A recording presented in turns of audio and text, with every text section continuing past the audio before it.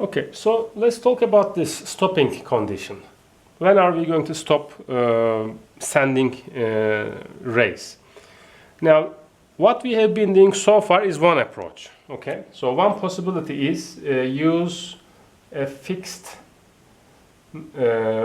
recursion depth. Okay, use a fixed recursion depth. So after, let's say, 6 bounces, we stop. This is something that we have been doing with mirrors, right? We have in our XML file we had a recursion depth, and we were stopping after that many bounces. Now, the negative, the downside of this approach is that using a fixed recursion depth introduces to the system, to the estimator, what is known as a bias. Okay, so this has a bias problem. A bias means the value of the estimator does not actually converge to the true result. Okay. Now the reason for that is you are actually stopping. Basically, just you are cutting, like you are breaking the continuity of your function. You are directly stopping after this many bounces. Now, another approach. This is, by the way, not a bad approach. So this bias does not mean the result is going to be very different from the real light simulation, true light simulation, right? Because if you stop after, let's say, 10 bounces, then after 10 bounces, the light is going to become so much weaker anyways, unless you are very, very unlucky that all of the bounces hit like perfect mirrors, right? Every time it hits a diffuse object, some of the light is absorbed. So the KD and KS, I'm talking about these, they have values less than 1, right? So they will get multiplied with, after every bounce, and the contribution after the 10th bounce or so is, for example, going to be very low. Okay, so something that we will still be using. But there's another approach, which is known as Russian roulette. Russian roulette. Okay. Now, the Russian roulette approach is actually bias-free. Bias-free. So, and therefore it may be preferred if you really want to have like fully non-bias images. Okay. Also, we can combine these two. So we can use a fixed recursion depth and Russian roulette. Up to a point, you always send new rays, but beyond that, you terminate using Russian roulette. So what is Russian roulette? Everybody knows the game, right?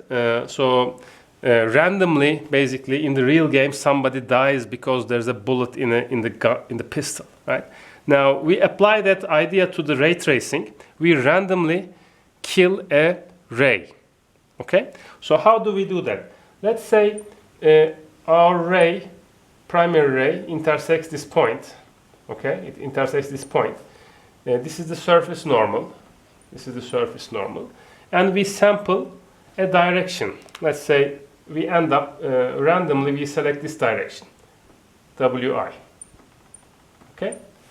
Now, in Russian roulette, based on some condition, okay, based on some, and this condition can be based on, for example, this angle, maybe this angle, okay?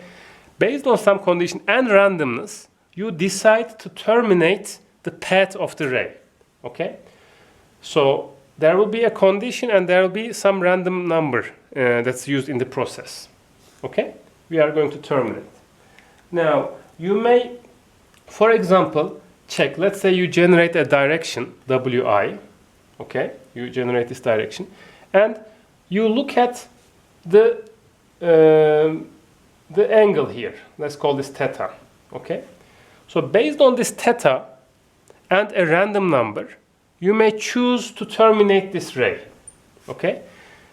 So this is probabilistic. Basically, even if you have a large theta, if your random number permits that, this WI can continue. Or even if you have a very small theta, if you're unlucky, if this ray is unlucky, its path may be terminated. So there is some randomness. If a ray is terminated, this is the critical part of the algorithm. If a ray is terminated, we return a constant value for that ray. Okay? So let's say with a probability of Q, assume we terminate a ray with a probability of Q. Okay? Now to get the value to get the result we want, okay, so we terminate with a probability of Q, and when we terminate a ray for such rays, okay, so for such rays return C. Okay, so for such rays we return C. And for the rays that we don't terminate, okay, so for the rays that we don't terminate, let's say we return, okay, so with the probability of Q, for rays that are not terminated,